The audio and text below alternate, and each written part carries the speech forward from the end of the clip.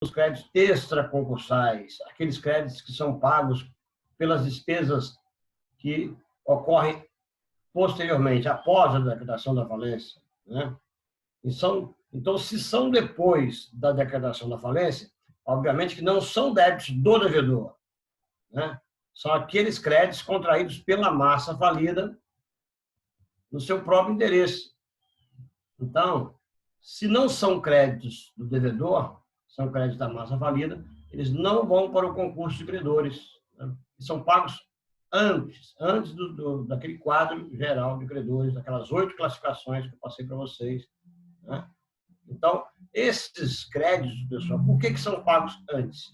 Porque eles existem exatamente para viabilizar o procedimento de falência, né?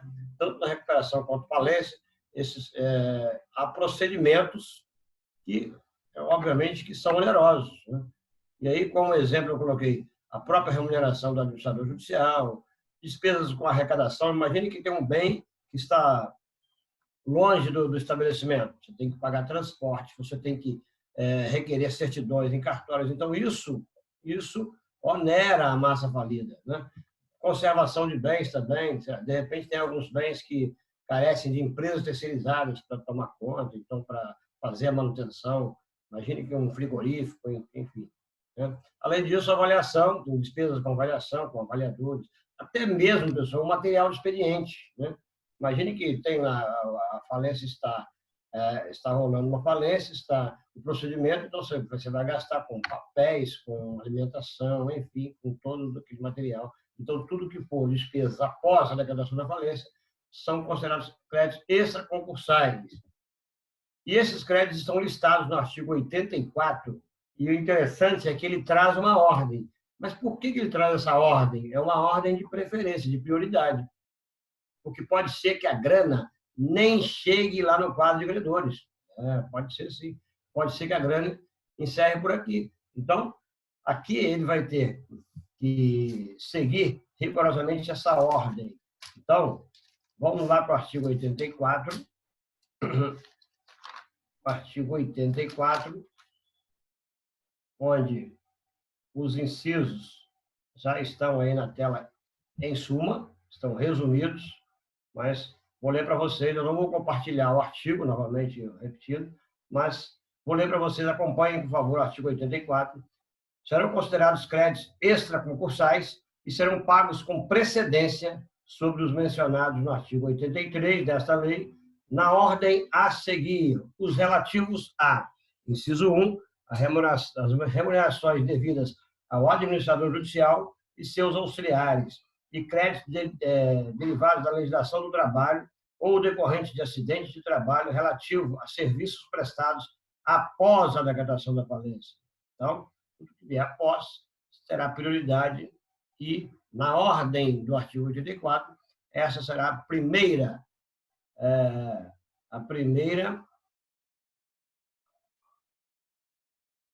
forma de pagamento aí listada no artigo 84. Né? Primeiro, então, se paga o inciso 1. Inciso 2, quantias fornecidas à massa pelos credores. Né? Aqui nós temos fornecimento de toda espécie. Acabei de falar material de expediente, ou então tudo aquilo que serve para manutenção da falência vai entrar aqui nos créditos extraconcursais. Inciso 3, despesas com arrecadação, administração, realização do ativo e distribuição do seu produto, bem como custas do processo de falência. Também entra aqui, custas do processo de falência são ônus posteriores à decretação da falência. Só existe falência, obviamente, depois daquela sentença que eu falei para vocês. Então, aqui, por exemplo, constitui a massa falida. Então, obviamente que essas despesas serão pagas antes do quadro de credores, despesas extraconcursais. Inciso 4. Custos judiciais relativos a ações e execuções em que a massa falida tenha sido vencida. Então, se as custas forem antes da falência, elas têm outra classificação, ela vai para o quadro de credores, mas depois da falência, então ela entra aqui. Inciso 5. Obrigações resultantes de atos jurídicos válidos praticados durante a recuperação judicial, nos termos do artigo 67 desta lei, ou após a decretação da falência, e tributos relativos a fatos geradores ocorridos após a decretação da falência, respeitada a ordem estabelecida no artigo 83. Né? Então, aqui nós temos aqueles fatos geradores posteriores à decretação da falência, então, serão créditos considerados extraconcursais. Essa ordem do artigo 84, conforme eu falei, ela tem que seguir essa ordem. Se tiver grana, vai pagar todo mundo, e aí é que a gente vai para o quadro de credores. Okay? Bom, então como é que a gente fica agora numa visão geral, numa visão sistêmica? Então, nós temos aqui 3 conjuntos de pagamentos, a gente pode assim analisar, né? Nós temos o pedido de restituição, esse vai ser imediato, nós vimos que é um processo incidental lá atrás, que vai ocorrer junto com o processo de falência, o procedimento. Se, ao lado, nós estamos lá formando o quadro de credores, paralelamente ao decorrer do processo de falência, pode ocorrer esse incidente de algum bem que não seja efetivamente da empresa, do devedor, seja objeto de pedido de restituição. E esse processamento vai ser apartado. Então, caso seja procedente o pedido de restituição, ele vai ocorrer de imediato. Então, numa ordem de pagamento aqui, nós temos, então, primeiro, o pedido de restituição. Segundo, os créditos. Isso, pessoal, ainda tem um detalhe de alguns adiantamentos de salário que eu vou falar na próxima aula.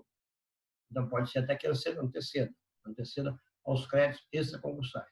Bom, ok. Vamos pagar, então, agora começar a pagar as despesas. Já apuraram-se os ativos, né?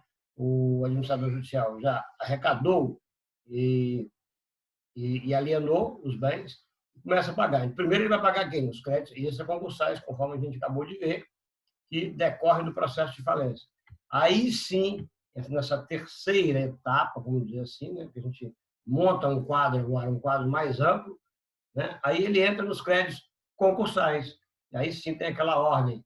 Primeira classe, os créditos derivados da legislação do trabalho, limitados a 150 salários mínimos por trabalhador, por credor, e os decorrentes de acidente de trabalho, que não tem esse limite. Né?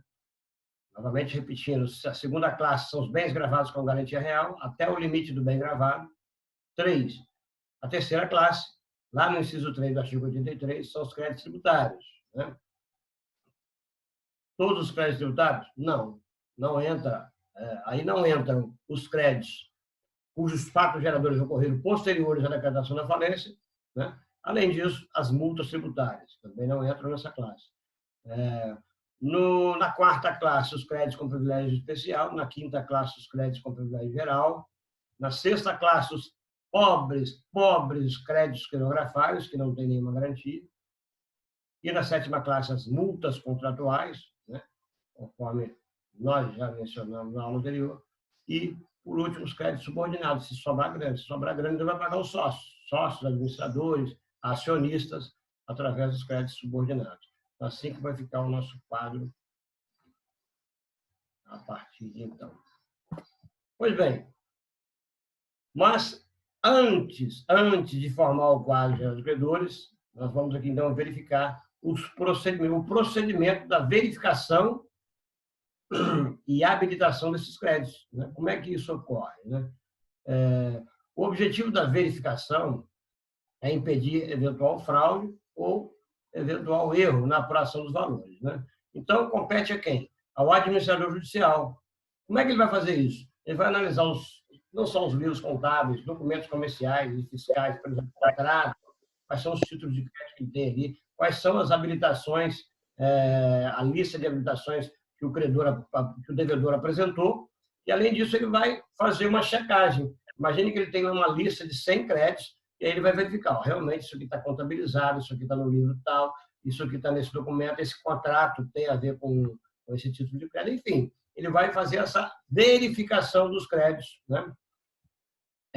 Através dos credores listados pelo devedor e da documentação apresentada. Né? Lá na recuperação judicial, naquela lista de credores que o próprio devedor ele apresenta, né? Ele vai apresentar aqui, por exemplo, lá na inicial, quando ele requer a recuperação judicial, ele já, no seu pedido, um dos documentos que vão instruir a inicial vai ser a lista dos credores, né? E aqui, o falido vai na falência, ele já faz, né, ele tem um prazo de 5 dias para a apresentação dessa lista. Então, através dessa lista, partindo daí que o administrador judicial vai fazer essa apuração, essa verificação dos créditos.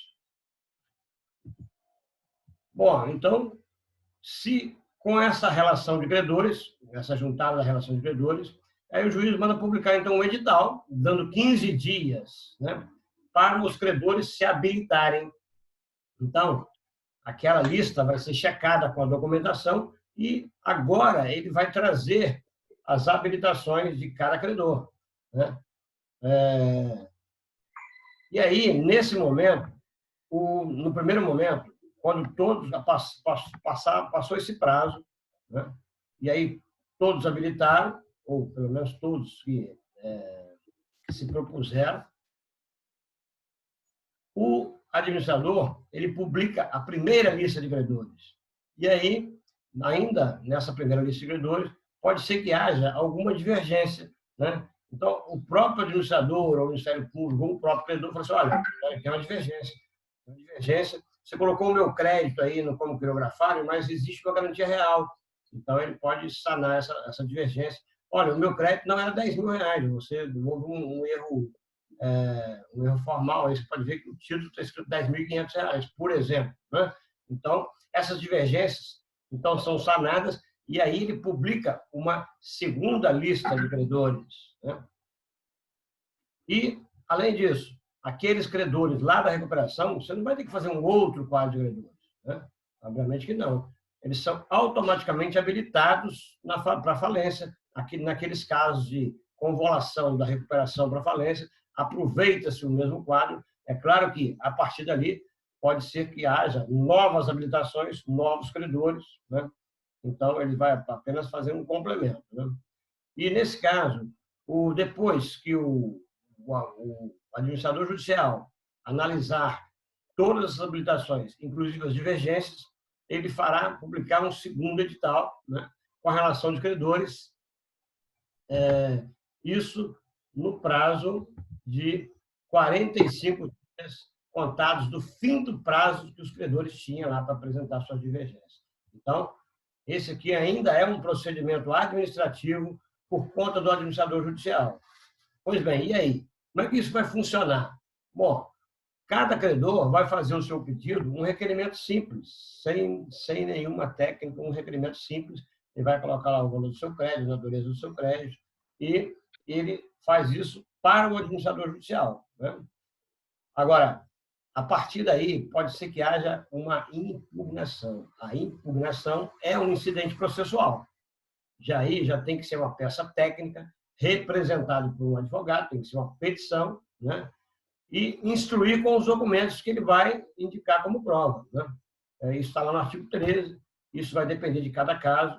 Se eu estou falando que o meu crédito é R$11.000, eu vou instruir com o contrato, ou o título de crédito, enfim, a documentação que vai comprovar as minhas alegações.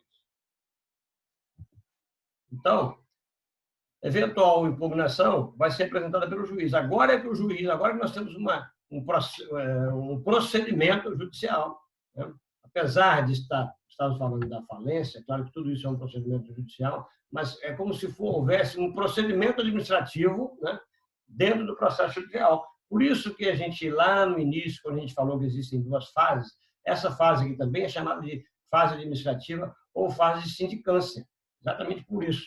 É claro que esses incidentes processuais são processados e julgados pelo magistrado, pelo juiz, né?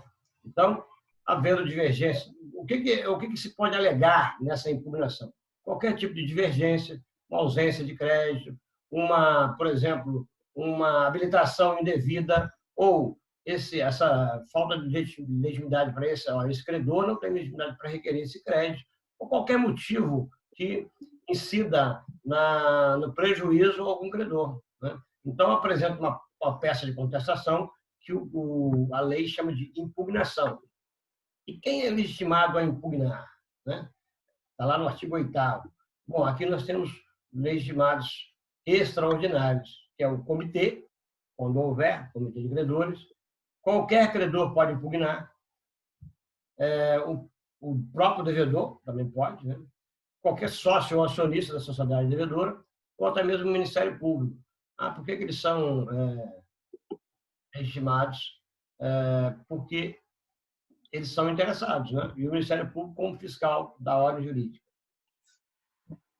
Seguindo, então, se não houver nenhuma impugnação, o juiz vai fazer o quê? Vai homologar aquele segundo quadro publicado pelo administrador judicial, publicado no edital. Aquele segundo quadro, então, vai prevalecer, né? Agora, se houver impugnação? Bom, havendo impugnações, cada uma das impugnações será autuada em separado. Ou, então, se elas versarem, se a discussão se travar pelo mesmo crédito, aí pode ser que haja mais de uma impugnação ou todas elas, né? Com a mesma autuação, porque a discussão tem como objeto o mesmo crédito. Então, se houver, por exemplo, 10 impugnações, né? Cada uma reclamando sobre o respectivo crédito, né? Nesse caso, haverá 10 autuações em separado. Mas se todas versarem sobre o mesmo crédito, uma autuação só, o objeto da discussão é mesmo, a causa de pedir vai ser a mesma, né? Então, recebendo a impugnação, primeiro, o juiz vai ouvir o administrador judicial, que vai dar o seu parecer e, a partir daí, ele vai julgar as impugnações e aí ele pode julgar procedente ou improcedente. Como se trata de uma decisão interlocutória, aí nós temos o recurso de agravo, cabendo aí nessa decisão. É o recurso que será manejado contra essa decisão. Só um minutinho. Então, aí que a gente está falando. É lá dos artigos 7º e seguinte, né? Então, mas aí, vamos imaginar a seguinte situação. Esse prazo de 15 dias para que os credores, né, apresentem as suas habilitações, ele não é decadencial, né? Não é um prazo fatal para o credor. Porque imagine o seguinte, imagine que haja credor que não foi localizado, ou a publicação do edital, nem todo mundo, né? Apesar da lei estabelecer a publicidade com efeito erga omnes para as publicações, mas ainda assim pode ser credor, pode ser que haja credor que não tenha observado o procedimento e não tenha se habilitado. Como é que ele vai poder fazer, então? Ele vai poder se habilitar a qualquer tempo? Mas só que se a sua habilitação não for tempestiva, né? Isso é, se ela for intempestiva, elas serão tratadas como retardatárias, e está lá no artigo 10, o artigo 10 e seus parágrafos. São 6 parágrafos. Então, são recebidas como retardatárias. E aí, vai depender do momento que esse credor retardatário, apresentar a sua habilitação. Porque pode ser que ele ainda faça antes do juiz bater o martelo e homologar o quadro geral de credores. Se isso acontecer, ela vai ser recepcionada como se fosse uma impugnação e vai ser processada como se fosse uma impugnação, né? Agora, e se já houver passado esse prazo e já tiver homologado o quadro de credores? Aí ele vai ter que entrar com uma ação ordinária, né, um procedimento ordinário, para questionar a sua habilitação retardatária. Artigo 10, então, eu vou ler para vocês tudo isso que eu falei, né? Não observado o prazo estipulado no artigo 7º, parágrafo 1º desta lei, as habilitações de crédito serão recebidas como retardatárias, né? Como retardatárias. E aí, a gente vai ter, então, alguns efeitos. Esse credor que habilitou o seu crédito intempestivamente, ele vai ter algumas consequências. Essas consequências estão aí nos parágrafos seguintes. Por exemplo, na recuperação judicial, ele não terá direito a voto, né? Está no artigo 10, eu vou ler para vocês agora. E lá na falência, ele também não tem direito a voto, quando for o caso, né? E também perderão eventuais rateios, né? E, além disso, eles vão pagar as custas e despesas desse processo. Na verdade, as habilitações, as impugnações não pagam custas, mas nesse caso, especificamente, se ele apresentar os créditos retardatários, ele vai pagar as custas e perde ainda eventuais rateios. Que eventuais rateios? Bom, existem algumas situações que a grana, o dinheiro arrecadado vai dar para pagar todo mundo e lá no final ainda tem algum rateio. Por exemplo, juros que não foram, lembra da suspensão dos juros? Então pode ser que haja aqui. Nesse caso, nem isso ele vai ter direito, não vai ter direito. Então, lembro para vocês o parágrafo 1º do artigo 10. Na recuperação judicial, os titulares de créditos retardatários, excetuados os titulares de crédito derivado da relação do trabalho, esses são tratados diferentes, eles têm prioridade. Não terão direito a voto nas deliberações da Assembleia Geral de Credores. Parágrafo 2º, aplica-se o disposto do parágrafo 1º deste artigo ao processo de falência, salvo se, na data da realização da Assembleia Geral, já houve sido homologado o quadro geral de credores contendo o crédito retardatário.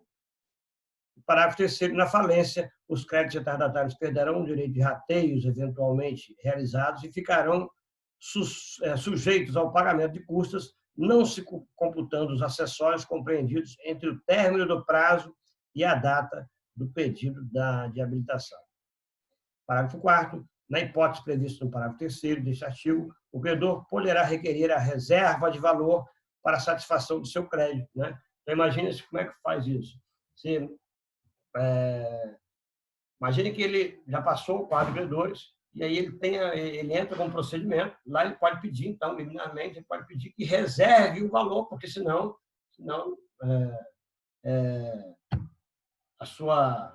ele vai ficar a ver navios, a sua ação vai ser frustrada, né? A execução desse procedimento não vai resolver de nada, mesmo que o pedido seja julgado procedente quando ele conseguir efetivamente se habilitar, se credenciar para receber, pode ser que ele não tenha recebido nada. Então, existe a possibilidade de ele pedir então, uma reserva de valor para que o seu direito seja resguardado. Parágrafo 5º. As habilitações de crédito retardatárias, se apresentadas antes da homologação do quadro de credores, serão recebidas como impugnação e processadas na forma dos artigos 13 a 15, que é exatamente a análise e o julgamento das impugnações. E, por último, o parágrafo 6º, após a homologação do quadro de credores, aqueles que não habilitaram o seu crédito poderão observar, no que couber, o procedimento ordinário previsto no Código de Processo Civil, requerer ao juízo da falência ou da recuperação judicial a retificação do quadro geral para a inclusão dos respectivos créditos. Quer dizer, no momento que ele tiver ação procedente, ele vai se habilitar no quadro geral de credores. Então, assim que ocorre o procedimento da habilitação e os incidentes das impugnações julgadas aqui nas habilitações, e assim também que corre as habilitações consideradas retardatárias, aquelas que perderam o prazo, aquelas que são intempestivas. Ok, pessoal? Bom, agora a gente vai falar de um outro assunto, um assunto que também é um incidente processual, muito corriqueiro em provas, que são as ações revocatórias. Eu já mencionei em alguns momentos sobre elas, né? Essas ações, elas estão lá previstas nos artigos 129 e 130 da Lei de Recuperação e Falência. E o que seriam, então, essas ações? São aquelas que, apesar do nome, né, que chama revocatória, elas visam tornar ineficazes em relação à massa falida alguns atos praticados pelo devedor. Então, por que eu falei assim, que apesar do nome? Ela chama de revocatória, mas a gente vai ver que lá no artigo 129, por exemplo, ela não tem nada de revocatória. No 130, ela é muito parecida com aquela revocatória que a gente chama de ação anulatória ou ação pauliana, né? Que estão lá nos artigos, se não me engano, é 156 a 165, lá do negócio jurídico, os vícios do negócio jurídico. Deixa eu ver aqui para vocês, deixa eu ratificar se é isso mesmo. Ela é muito parecida com os procedimentos dos artigos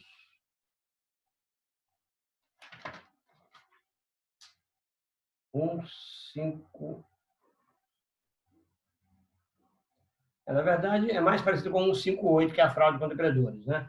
Mas é claro que a ação pauliana ela pode ser manejada nos defeitos do negócio jurídico. É 138 a 165, né? 138. Mas o 158 é a que mais se parece, que é a fraude contra credores. Ela vai se parecer demais, ela tem uma grande semelhança com a ação revocatória do artigo 130. Bom, então vamos ver como é que isso funciona, né? Bom, a lei, ela determina duas espécies, né, de ação revocatória que a gente vai falar daqui a pouquinho. E quem tem legitimidade para propor? Isso aqui são legitimidade extraordinária. Por quê? É o administrador judicial, qualquer credor e o Ministério Público. Professor, por que ele tem legitimidade extraordinária? Porque, na verdade, ele vai agir em nome, em face da massa falida. Por quê? Porque esses recursos, se essas ações forem julgadas procedentes, esses bens ou esses recursos retornarão ao status quo, retornarão para a massa falida. Então, pode ser que um credor, por exemplo, ele nem seja beneficiado diretamente. Pode ser que o conjunto de credores, através da recuperação da massa falida. E muito menos o administrador judicial, que ele não vai agir em nome dele, ele vai agir em nome da massa falida, assim como o MP também vai agir em razão e em face da massa falida. Por isso que a legitimidade é extraordinária. Então, quem pode propor, quem pode ser autor dessas ações revocatórias? O administrador judicial, qualquer credor e o Ministério Público. Pois é, nós temos, então, a lei prevê duas espécies de ação revocatória. Existe a ação revocatória fundamentada no artigo 129, cuja base são os atos ineficazes, né? É chamada de ineficácia objetiva. Por que ineficácia objetiva? Porque lá no artigo 129, a gente vai ler daqui a pouquinho, ele traça todas as situações onde podem ocorrer as possibilidades de tornar aqueles atos ineficazes. Ele traz listado as 5 possibilidades de atos que podem se tornar ineficazes em razão da massa falida. E lá no artigo 130 nós temos a outra ação revocatória, que é baseada na fraude aos credores, né? Aqui realmente nós temos, ela se identifica mais com uma ação revocatória, né? Tanto é que tem autores que nem chamam a primeira de ação revocatória. Mas a lei e a maioria da doutrina chama, então, de um procedimento só, ação revocatória, tanto para alegar o artigo 129, que seu fundamento são a ineficácia de alguns atos que ele descreve lá. Já o artigo 130, ele traduz outra regra, uma regra onde ele exige que haja fraude e também ela é considerada o seu fundamento é subjetivo. A gente vai ver que tem que haver mais um requisito, que é a intenção de fraudar os credores. Pois bem, então vamos verificar cada uma delas. Primeiro, a gente vai ver a ação revocatória com fundamento no artigo 129. Então, vamos ler lá o artigo 129. Né? Eu não vou colocar na tela, mas, por favor, acompanhe a leitura do artigo 129. Um minuto só, por favor. Artigo 129 da LRF. Essa seção trata da ineficácia e revogação de atos praticados antes da falência. Pois bem, o artigo 129, ele traz essa hipótese. São ineficazes em relação à massa falida, tenha ou não contra o contratante conhecimento do estado de crise econômico financeira do devedor, seja ou não intenção deste de fraudar credores. Quer dizer, aqui ele não leva em consideração o liame subjetivo. Não importa se ele tem ou não intenção de fraudar. Se ele se enquadrar em um desses atos, automaticamente serão considerados ineficazes, mas diante desse procedimento. Quando eu quis dizer automaticamente, é que o juiz, inclusive, pode julgar de ofício, quando ocorrerem esses casos aqui do artigo 129. A gente vai ver esses, eu falei 5, não, são 6 incisos, né? 6 incisos. Os 3 primeiros incisos estão naquelas situações do termo legal, né? Então, vamos ler para vocês aqui. Inciso 1º. O pagamento de dívidas não vencidas realizado pelo devedor dentro do termo legal. Olha só o termo legal. Por qualquer meio extintivo de direito de crédito, ainda que pelo desconto do próprio título. Então, qualquer pagamento antecipado, pessoal, já vai induzir uma fraude. Então, esse ato vai se tornar ineficaz. E vai ser dentro de que prazo? Nós já falamos sobre isso. É dentro do termo legal, que é chamado aquele prazo suspeito. Lembra daquele prazo? Que vai retrotrair, que vai retroagir em 90 dias, e aí vai depender da natureza do objeto do pedido. Pode ser que, se for baseado no inciso 1 do artigo 94, repetindo, esse prazo vai retroagir à data do primeiro protesto. Então, pode ser que retroaja aí 1 ano, 2 anos, vai depender do primeiro protesto que serviu de instrução e fundamento para o pedido de falência. Pode ser também que ocorra, né, se for baseado nos incisos 2 e 3, essa retroação desses 90 dias pode ocorrer na data do pedido do requerimento de falência, ou, naqueles casos de convolução, essa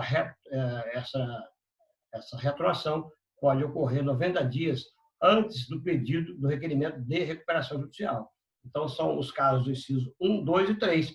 O 1 eu já li para vocês, pagamento de dívidas não vencidas, quer dizer, pagamento antecipado. E a segunda situação, pagamento de dívidas vencidas e exigíveis realizados dentro do termo legal, por qualquer forma que não seja prevista pelo contratado, né? Não estava previsto no contrato. Então, vamos imaginar o seguinte exemplo. Olha, eu estou te devendo 1 milhão, eu vou te entregar esse prédio, né? Obviamente que esse ato vai ser considerado ineficaz se for dentro desse termo legal.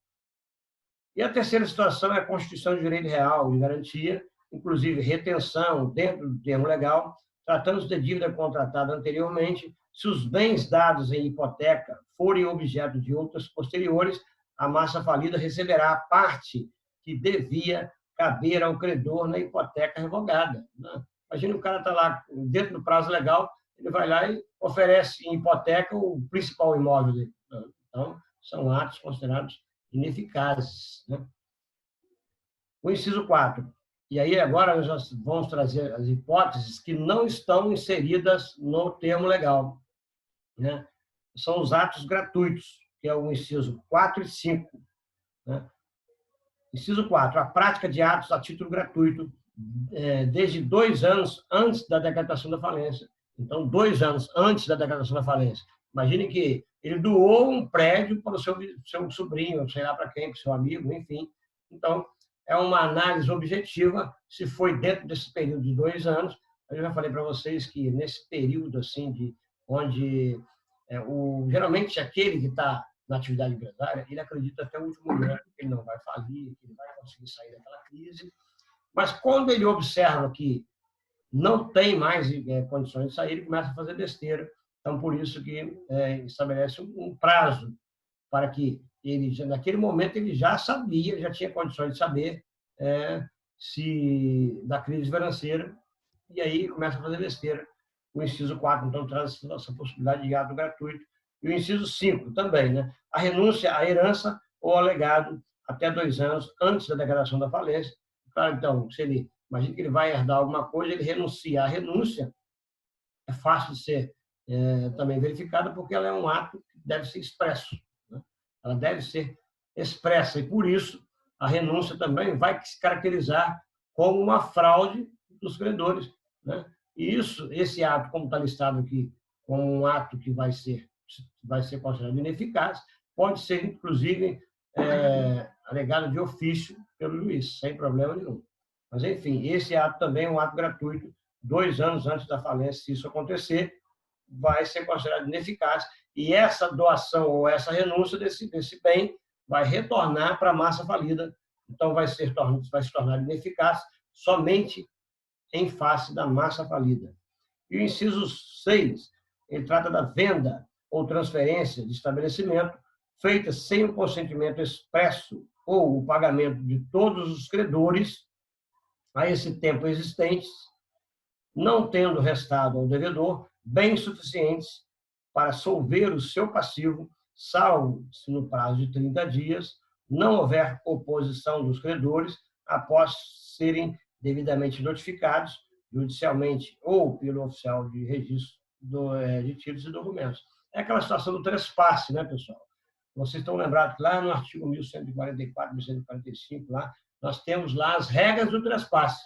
Para que haja eficácia no trespasse, é necessário que o alienante, ele notifique os credores, isso se ele, com aquela venda, vai se tornar insolvente. Então, se ele não tiver condições de pagar todos os credores, ele tem que notificar. Então, ele tem que ter a anuência desse